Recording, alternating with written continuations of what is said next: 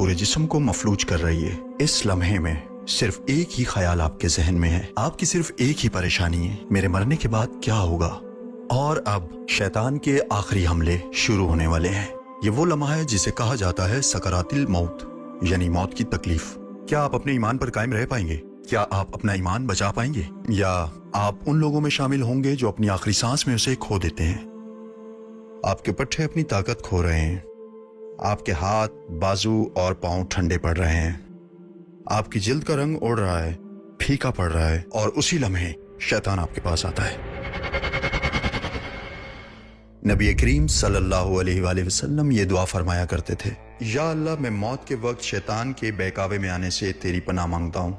इसी लम्हे शैतान की सबसे बड़ी ख्वाहिश यकीनी बनाना है कि आप ईमान के बगैर अपनी कब्र में दाखिल हों। इसीलिए वो अपना आखिरी दौर बिल्कुल आखिर के लिए बचा कर रखता है। शायद वो आपको किसी और मजहब की तरफ धकेलने की कोशिश करे, या शायद वो आपको अल्लाह के खिलाफ कोई सरकश बात करने पर मजबूर करे। वो सरगोशी करता है। वो इतने अरसे से तुम्हारे लिए बेहतर होने की दुआ कर रहे हैं, लेकिन जरा अपने आप को तो देखो, तुम सिर्फ बदतर होते जा रहे हो। बताओ अब अल्लाह कहाँ है? क्या तुम वाकई समझते हो कि वो तुम्हारी सुनता है? बहुत से लोग इस लम्हे से पहले गुजर चुके हैं, हर एक अपने तरीके से, और अब आपकी बारी है। सोचें इस बारे में। यहाँ तक कि नबी करीम सल्लल्लाहु अलैहि वसल्लम ने भी अल्लाह से उससे पनाह मांगी। क्या ये काफी नहीं है? दर हकीकत आपका ईमान जितना मजबूत होगा, मौत के लम्हे में आप उतने ही मजबूत जवाब देंगे। आप उसी तरह मरते हैं जैसे जीते हैं। हम अपनी जिंदगी में अपनी रूहों को जिससे भरते हैं, जब मौत हमारे पास आती है तो हमारी ज़बानें वही बोलती हैं।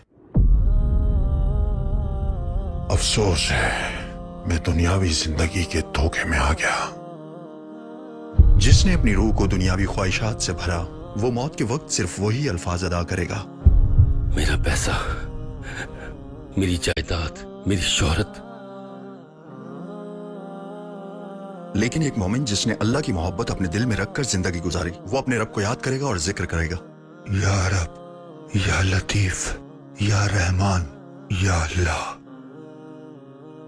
आप सोच रहे होंगे, लेकिन मैं तो पहले ही ईमान पर कायम हूँ। ताहम आपको ऐसे ईमान की जरूरत है जो आपके दिल में गहराई से जुड़ा हुआ हो और आपके दिमाग से मुकम्मल तौर पर तस्दीक शुदा हो। इसे इस तरह समझें, मेरे हाथ में एक सेब है, एक चोर है जो इसे मुझसे हर कीमत पर छीनने की कोशिश कर रहा है। अगर मैंने सिर्फ इसे हाथ में पकड़ रखा हो, फिर मैं चाहे उसे जितना भी बचाने की कोशिश करूं, वो इसे आसानी से छीन सकता है।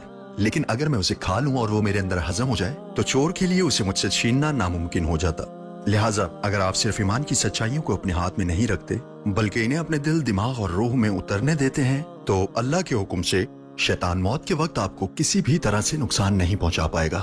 मगर अगर आप आखिरत पर यकीन का दावा करते हैं, फिर भी आप ऐसे जीते हैं जैसे वो मौजूद